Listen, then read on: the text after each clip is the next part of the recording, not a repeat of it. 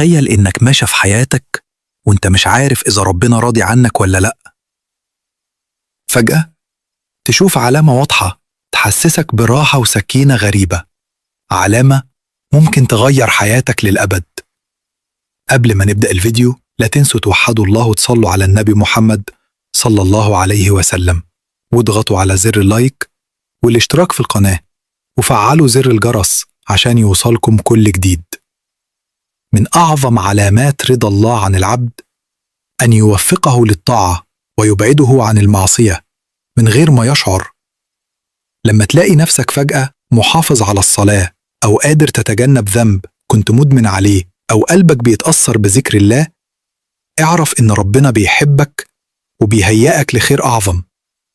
قال رسول الله صلى الله عليه وسلم: إذا أحب الله عبدا نادى جبريل: يا جبريل إني أحب فلان فأحبه، فيحبه جبريل، ثم ينادي جبريل في أهل السماء: إن الله يحب فلان فأحبوه، فيحبه أهل السماء، ثم يوضع له القبول في الأرض.